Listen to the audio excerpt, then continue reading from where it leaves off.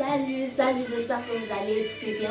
Alors, je tiens à vous souhaiter bonne fête de Pâques. Je profite de ces moments aussi pour vous souhaiter une bonne fête de Pâques. Nous allons parler de Pâques. C'est quoi? Qu'est-ce que ça nous dit? Qu'est-ce que nous sommes en train de fêter? Une chose que j'aimerais d'abord qu'on puisse comprendre, c'est que Dieu ne fait jamais les choses au hasard. Dieu n'est pas un Dieu des hasards. Il n'est pas un Dieu de rien du tout. Il faut retenir que derrière toute action de Dieu, il y a un but. Derrière toute action de Dieu, il y a un but. Il ne peut pas sortir de là-haut, venir vivre dans un corps humain et puis mourir pour rien du tout. C'est impossible. C'est impossible. Il a dû prendre un corps humain pour vivre ici. Parce que ce qui te permet d'être ici sur terre, c'est ton corps. Ton corps, c'est juste la demeure. Sans ton corps, tu es juste un esprit. Alors, pour vivre ici sur terre, il te faut un corps. Alors, il a pris un corps humain. Pourquoi? Pourquoi? Dans Jean 3,16, que car Dieu a tant aimé le monde qu'il a donné son Fils unique afin que quiconque croit en lui ne périsse point, mais qu'il ait la vie éternelle. Dieu était tellement concerné par le problème du monde, par le péché qui régnait dans le monde, qu'il a envoyé son Fils unique 2000 ans passés, afin de mourir pour la création. Jésus-Christ est mort pour le monde entier. Il a payé le prix pour la cause du monde entier. Mais il a dit, afin que quiconque croit en moi ne puisse pas périr, mais qu'il ait la vie éternelle. En Jésus-Christ, nous avons la vie éternelle. La vie éternelle n'est rien d'autre que la vie et la nature de Dieu. La vie éternelle, c'est cette vie qui fait de Dieu Dieu. Et vous savez quoi? Il nous l'a donné comme un don en Jésus-Christ. Alors, la mort et la résurrection de Jésus, qu'est-ce que ça nous dit? Pour moi, pour tout chrétien, c'est la substitution qu'il a fait. C'est la substitution. Jésus-Christ, c'est notre substitution. Pourquoi je dis cela? Parce qu'il a échangé. Il a échangé sa place pour nous. Il a pris notre place. Il a pris ta place. Il a pris ma place. Pour que toi et moi, nous puissions prendre sa place. Nous allons lire ça dans la parole. Dans 2 Corinthiens 5, 21, la Bible dit, celui qui n'a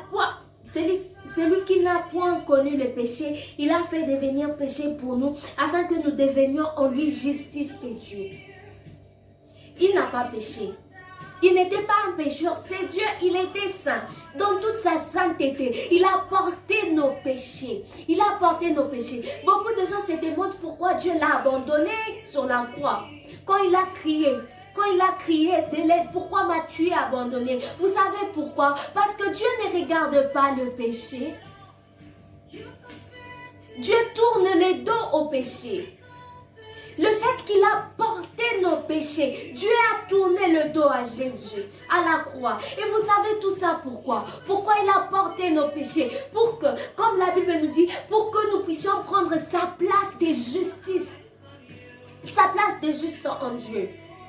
La justice de Dieu. Pour que nous soyons des justices de Dieu. C'est quoi la justice de Dieu? La justice de Dieu, c'est l'expression de la volonté de Dieu et la nature de Dieu. C'est pour cela que Jésus a souffert. C'est pour cela qu'on l'a crucifié à la croix. C'est pour cela qu'il est ressuscité après 3 jours. Il a vaincu. Il a combattu pour nous. Il n'a pas reculé devant le combat. Pourquoi? Pour que tu puisses être juste. Il t'a enlevé cette nature pécheresse pour te donner, pour te donner la nature de la justice, la nature de Dieu comme je l'ai dit. Il a ôté ta nature pécheresse. Jésus-Christ est mort, mais d'autant plus, il est ressuscité d'entre les morts. Il est mort afin que nous puissions vivre en lui. La parole déclare que si quelqu'un est en Christ, il est une nouvelle créature. Les choses anciennes sont passées. Voici toute chose est devenue nouvelle. Et continue en disant, et tout cela vient de Dieu, qui nous a réconciliés avec lui par Christ. Dieu nous a réconciliés avec lui-même par Christ. Waouh, quel amour! Et qui nous a donné le ministère de la réconciliation. Car Dieu était en Christ, réconciliant le monde avec lui-même, n'imputant point aux hommes leurs offenses. Il n'a pas condamné les hommes pour leurs offenses, mais il a mis en nous la parole de la réconciliation. Parce qu'il savait que le problème de l'homme n'était pas lui, était cette nature pécheresse qu'il avait. Parce qu'auparavant, quand tu naissais seulement, tu devenais directement un pécheur. Pourquoi? Parce que ça venait d'Adam. D'Adam à cause du péché qu'il a commis à Éden. Toutes les générations qui ont suivi, c'était des pécheurs. Il est venu mourir pour toi et pour moi. Mais grâce à ce sacrifice que Jésus a fait, grâce à ça, nous sommes aujourd'hui justes. Aujourd'hui, nous n'avons pas cette nature pécheresse-là. Nous sommes justes. En lui, sa pauvreté, vous fussiez enrichis. Il a pris ta place de pauvre. Il a pris cette place. Il s'est rendu pauvre pour que toi et moi, nous soyons riches. Mais il a dit le salut est pour quiconque croit et le reçoit comme Seigneur et Sauveur de sa vie. Jésus-Christ, avant sa mort et sa résurrection, il est Fils unique de Dieu. Mais après sa résurrection, il est le premier-né de toute la création. Parce qu'il a fait de nous héritiers de Dieu et co-héritiers avec lui-même. Waouh! Nous sommes co-héritiers avec Christ. Nous sommes co-héritiers avec Christ. Il nous a donné sa vie.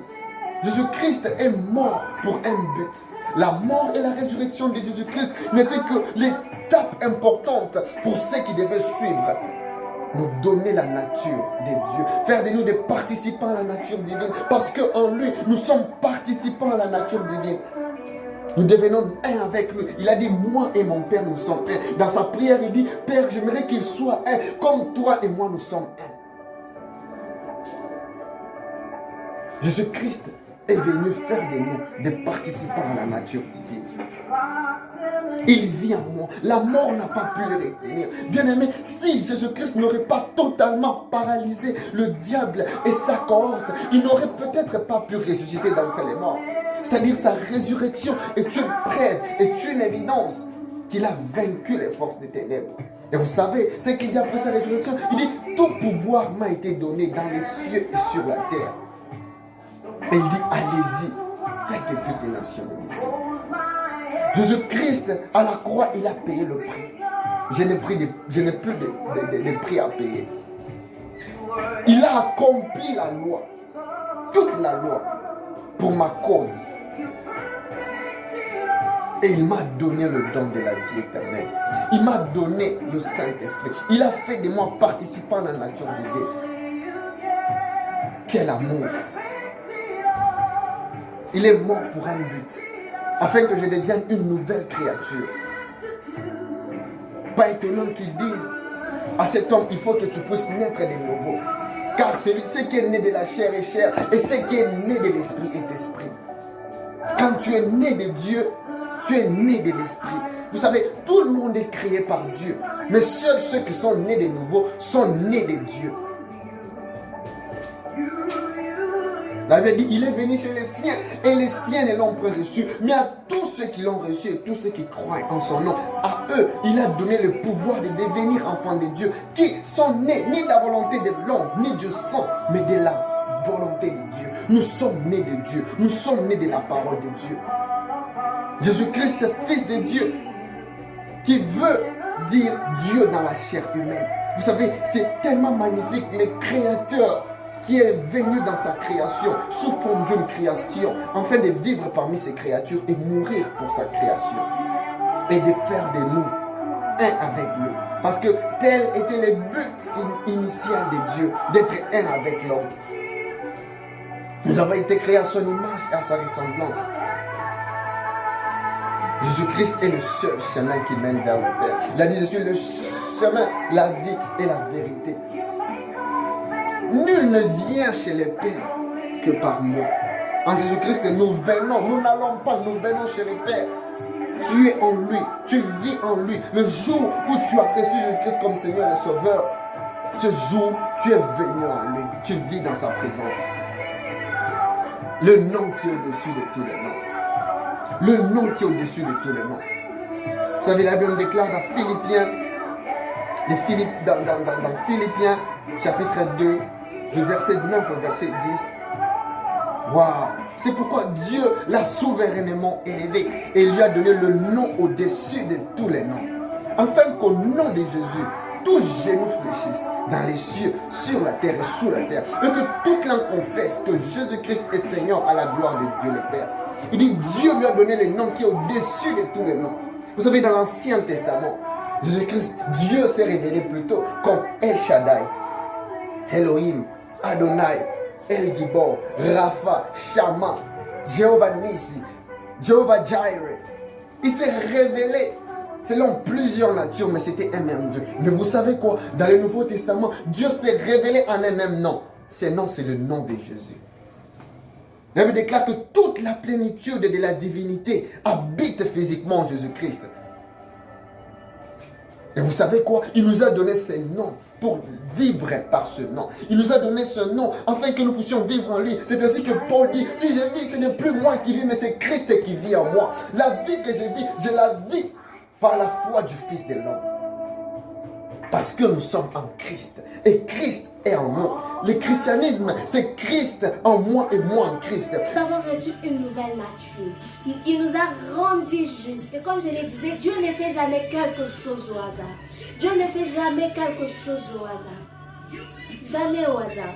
S'il a permis que Jésus puisse souffrir comme ça, c'était pour un but. C'était pour un but. Pour le plan de ta vie. Pour que ce qu'il a écrit pour toi puisse s'accomplir. Et laisse-moi te dire que les plans de Dieu commencent dans ta vie, commencent à fonctionner. Ces plans est possible que lorsque seulement tu prends ta place en Christ. C'est ça le christianisme. Le christianisme, c'est prendre ta place en Christ. Le christianisme, c'est pas une religion. Bien qu'on nous a appris que c'était une religion, mais quand tu étudies la parole de Dieu, le christianisme, c'est une vie, c'est pas une religion. Le christianisme, c'est prendre ta place en Christ. C'est ce que Jésus est venu faire. Te donner une nouvelle place, une nouvelle identité. Te rendre une nouvelle personne. Comme la Bible dans 2 Corinthiens 5, 17 dit. Si quelqu'un est en Christ, il est une nouvelle créature. Dans Colossiens, Paul dit Christ en moi, l'espérance de la gloire. On a la vie de Dieu. J'ai la vie de Dieu en moi. La vie que je vis, ce n'est plus ma vie. Ma vie, la vie humaine a été surplantée par la vie de Dieu. Il y a eu une substitution. C'est Christ qui vit en moi. C'est ainsi que nous prions en son nom. C'est ainsi que nous pouvons tout faire en son nom. En lui, nous vivons, nous avons l'être et le mouvement. Jésus-Christ est le Seigneur de notre vie. Ces jours, je n'aimerais pas juste que tu célèbres la Pâque comme tout le monde, mais que tu puisses la célébrer avec compréhension que Jésus-Christ est mort et ressuscité pour moi. Pas pour que je puisse fêter un certain jour, mais que je puisse le recevoir comme Seigneur et Sauveur de ma vie. La Pâque peut être une célébration pour certains, mais pour certains, c'est un jour où ils se rappellent de ce qu'il a fait pour eux. Parce que la preuve qu'il est ressuscité d'entre les morts et qu'il vit en moi. Si la mort n'a pas pu le retenir, aucune maladie ne peut m'affecter. Aucune mort ne peut me retenir parce que Christ habite en moi. J'ai la vie de Dieu en moi. En lui, j'ai la rédemption des péchés. En lui, j'ai été réconcilié avec Dieu. En lui, j'ai le Saint-Esprit. Il m'a fait le don de la vie éternelle. J'ai la vie et la nature de Dieu. Quoi de plus beau que ça? Jésus-Christ est Fils de Dieu. Et il est mort et ressuscité beaucoup plus. Afin d'habiter en moi. C'est ainsi, la vie que j'ai, ce n'est pas la vie humaine. J'ai la vie de Dieu, Zoé, qui a surplanté la vie humaine en moi. Et je suis devenu participant à la nature divine. Et ces plans de Dieu commencent seulement quand tu prends ta place en Christ. Laisse-moi te dire qu'il y a eu des gens. Il y a eu des gens qui sont morts. Il y a eu des gens qui sont en train de mourir. Il y a des gens qui vivent sans pour autant entrer dans ce plan. Sans pour autant prendre leur place en Christ. Il y a des gens qui meurent comme ça. Tu dois prendre cette place. Alors moi et les frères Patrick, nous voulons faire naître cette conscience-là en vous. Cette vidéo, c'est justement pour nous faire comprendre la place qu'on a en Christ. La place qu'on a en Christ.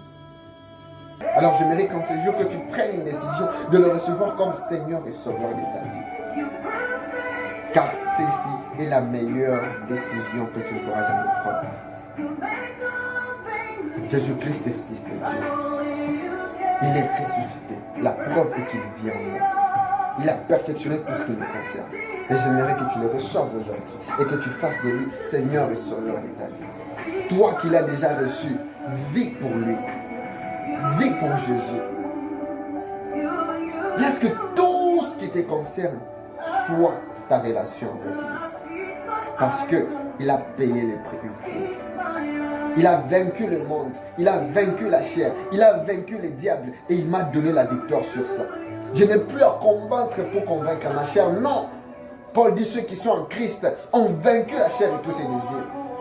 Il a vaincu le monde. Il a dit, ne vous inquiétez point, j'ai vaincu le monde.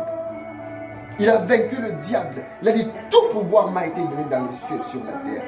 Il a dit, voici les miracles qui accompagneront ceux qui auront cru en moi. À mon nom, ils chasseront les démons. Il a dit, nul ne subsistera au-devant de moi. En lui, j'ai la victoire sur le diable, j'ai la victoire sur le monde et j'ai la victoire sur la chair. Je n'ai plus à combattre pour vaincre la chair parce que Christ a vaincu la chair pour moi. J'ai la vie de Dieu en moi. Alléluia. Alors aujourd'hui, réalise les bénéfices que tu as en Christ. Tu as le don du Saint-Esprit, tu as la vie éternelle, la vie au-dessus de la maladie. La vie qui tue la maladie, c'est la vie de Dieu. Alors jouis. Il t'a donné la vie éternelle. Dans le package de l'œuvre de la croix, tu as reçu la vie éternelle. Tu as reçu la santé divine. Tu n'as pas besoin de tomber malade. No way. There is no need to be sick because Jesus Christ is alive and he lives in you. Mais Jesus Christ dwell in your body. Que Dieu, que Jésus-Christ habite en toi physiquement, habite en toi. Que cette habitation soit reflétée dans ta vie afin que tu puisses vivre pour lui et que tu puisses être l'expression physique de cette personne de Jésus-Christ.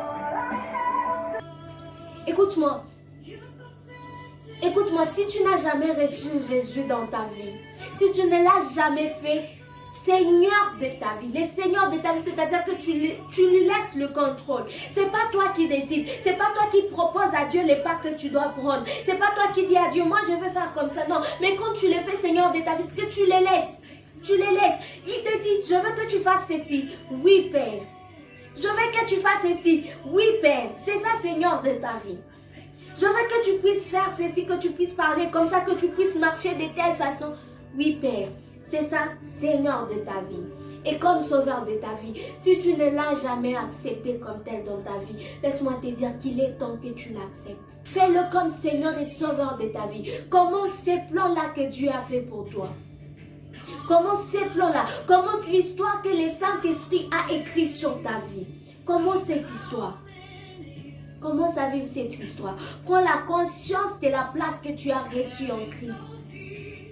Prends la conscience de la place. Laissez-moi vous dire, vous savez une chose avec Dieu. Dieu n'oblige pas. Ce n'est pas un Dieu qui t'oblige. Ce n'est pas un Dieu qui te dit c'est obligatoire que tu puisses faire ça. Si tu ne fais pas ça, je vais te tuer. Si tu ne fais pas ça, je vais te châtier. Ce n'est pas un Dieu comme ça. Ce n'est pas un Dieu comme ça. Ce que j'aime avec Dieu, il nous a donné un don qu'on appelle le choix. Tu as le choix. Tu as le droit de choisir ce que tu veux. Tu as le droit de choisir. Bien qu'il nous a créés, il ne te force pas dans tes choix. Et attention, il faut très bien choisir. Accepter Jésus, c'est un choix. Refuser Jésus, c'est un choix. Refouler Jésus, c'est un choix. L'accepter et ne pas le prendre comme Seigneur et Sauveur de ta vie, c'est un choix aussi. Le prendre comme sauveur et refouler sa seigneurie sur ta vie, c'est aussi un choix. Mais laisse-moi te dire, quand tu refuses aujourd'hui Jésus, quand tu dis que ce n'est pas Dieu, il accepte.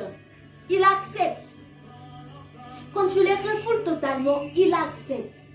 Il accepte. Que tu l'acceptes aujourd'hui, que tu refuses aujourd'hui. Que tu prennes ta place aujourd'hui en lui. Que tu deviennes riche. Parce qu'aussi prendre cette richesse qu'il nous a donnée aussi, c'est un choix. Parce qu'il y a des gens qui meurent et meurent et meurent et n'ont jamais été... Ils n'ont jamais vécu la richesse que Jésus en parle dans la parole. Ils n'ont jamais vécu ça. Ils n'ont jamais vécu la volonté de Dieu dans leur vie. Ils n'ont jamais vécu ça. Parce que tout simplement, c'est un choix. C'est un choix. C'est un choix. J'étais en train de dire, refuser aujourd'hui Jésus, c'est un choix. Mais sache qu'un jour, le jour où il rentrera, Le jour où il rentrera, il te demandera ce que tu as fait de ta parole, de sa parole ici sur terre. Ce que tu as fait de ta vie ici sur terre. Tu rendras des comptes sur ta vie. Tu rendras des comptes pourquoi tu l'as refoulé sur terre. Qu'est-ce que tu as fait de l'évangile qu'il t'a donné? Qu'est-ce que tu as fait de cette parole? Qu'est-ce que tu as fait de ton existence ici sur terre? Refuser Jésus et vivre comme tu veux. Laisse-moi te dire que la vie, c'est un choix. Que tu l'acceptes aujourd'hui, tout comme tu refuses aujourd'hui. Mais sache, un jour, tu devras rendre compte de tes actes. Tu dois rendre compte de tes actes un jour. C'est un choix. Grâce à Jésus, grâce à ses sacrifices aujourd'hui, je peux dire que je suis une fille de Dieu. Une fille de Dieu. Il y a des gens qui se demandent comment toi, un homme, tu peux dire que tu es un enfant de Dieu. Mais c'est grâce à ses sacrifices, grâce à ses sangs versés. Grâce à ses sangs versés, je n'ai plus le droit de dire « je suis pécheur ». Pourquoi? Parce que je ne suis pas née de la nature adamique, qui était la nature pécheresse. Mais je suis née d'un esprit vivifiant, qui est Jésus. Qui est Jésus. Fais ton Pâques.